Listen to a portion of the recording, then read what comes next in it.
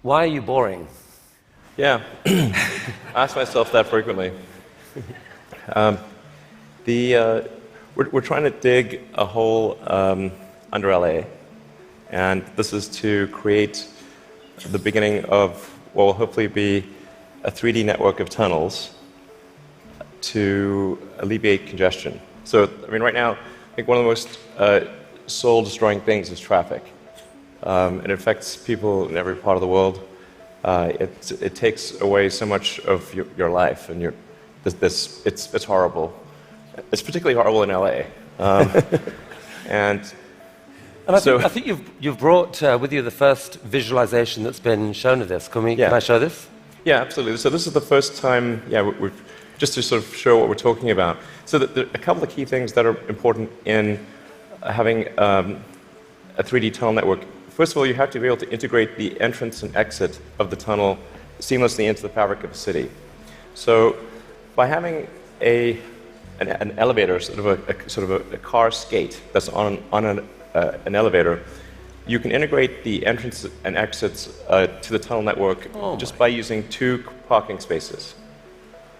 And then the car gets on a skate. There's no speed limit here, so we're designing this to be able to operate at 200 kilometers an hour, about 200 kilometers an hour, or about 130 miles per hour. So you should be able to get from, say, Westwood to LAX in 5-6 minutes. So possibly initially done as like on a sort of toll road type basis. Yeah. Which I guess alleviates some traffic from the surface streets as well.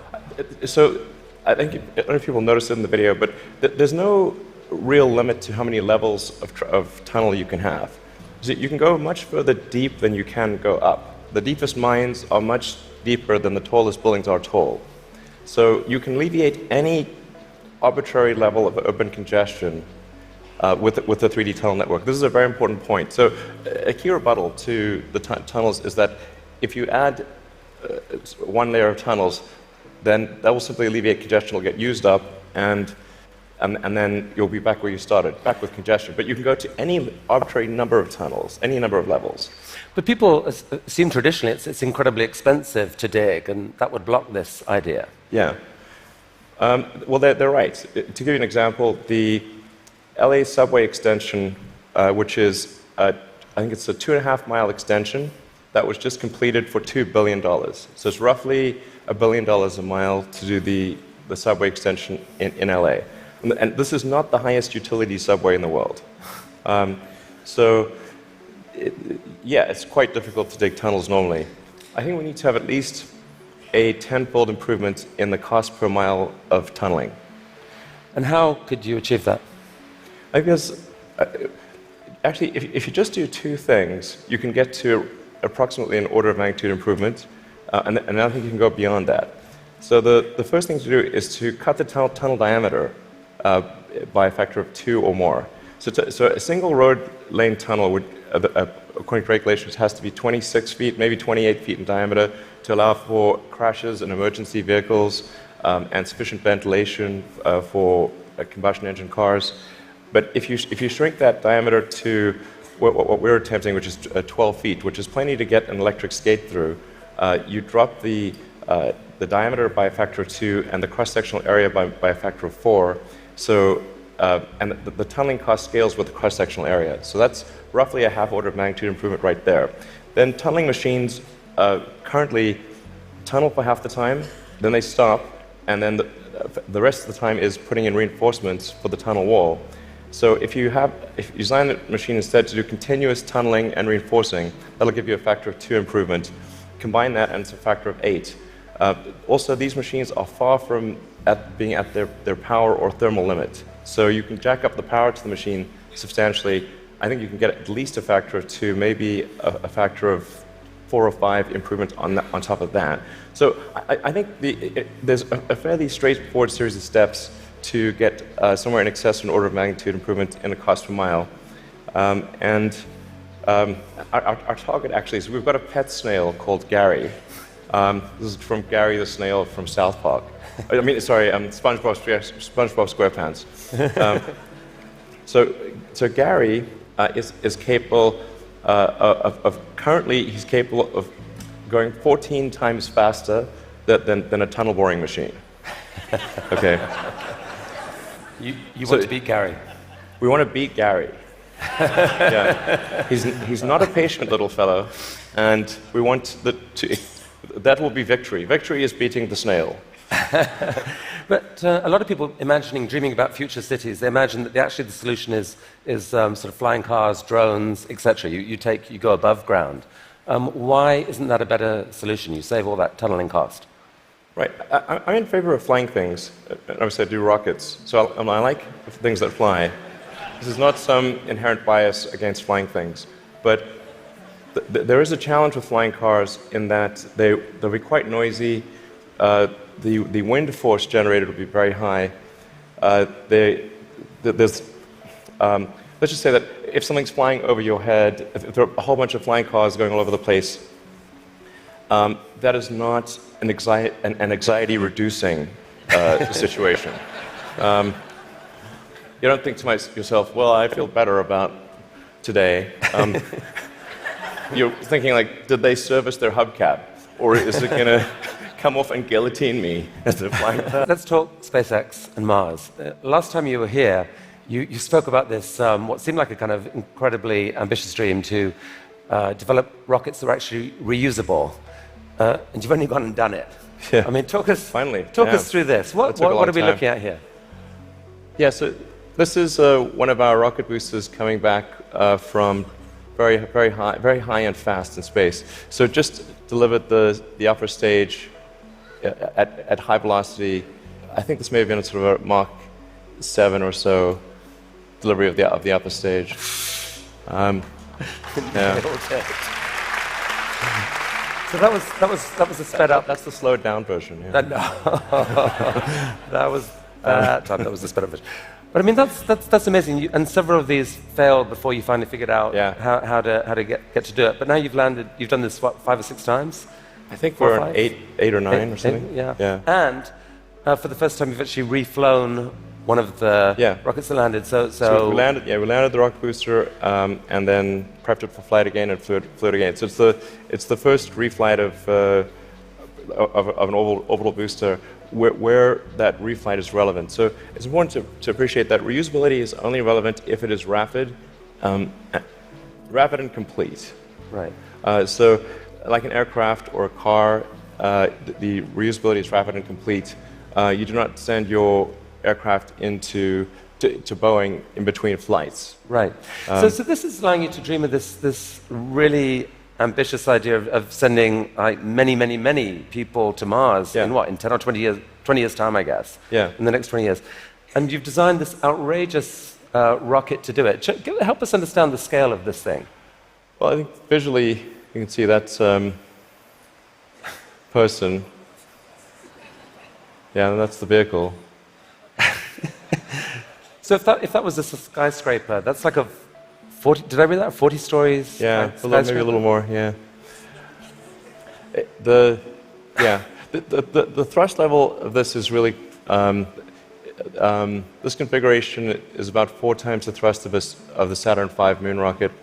4 times the thrust of the biggest rocket humanity ever created before. Yeah. I mean, as one does. Yeah. I mean, in units of 747, like a 747 is only about a quarter million pounds of thrust. So there are for every 10 million pounds of thrust, there's 47. So this would be the thrust equivalent of 120 747s, with all engines blazing. And so even with a machine designed to escape Earth's gravity, I think you told me last this thing could actually take a fully loaded 747, people, cargo, everything, into orbit. Exactly. This can take a fully loaded 747 with maximum fuel, maximum passengers, maximum cargo on the 747. This can take it as cargo. So based on this, you presented recently this interplanetary transport system, which is visualized this way. And this is a scene you picture, what, in 30 years' time, 20 years' time? people walking into this rocket? I mean, I'm hopeful it's sort of in the 8 to 10 year time frame. Aspirationally, that's our target. Our internal targets are more aggressive, but I think, yeah. Okay. So Well, this vehicle seems quite large, and is large by comparison with other rockets. I think the future spacecraft will make this look like a rowboat. I mean, this is the future spaceships will be truly enormous. Why, Elon? Because why do we need to build a city on Mars with 1 million people on it in your lifetime, which I think is kind of what you've said you'd love to do? Yeah, I think it's important to have a future that is inspiring and appealing. I mean, I just think that there have to be reasons that you get up in the morning and you want to live. Like, why do you want to live? What's the point? What inspires you? What do you love about the future? And if we're not out there, if the future does not include being out there among the stars and being a multi-planet species, I find that it's incredibly depressing if that's not the future that we're going to have.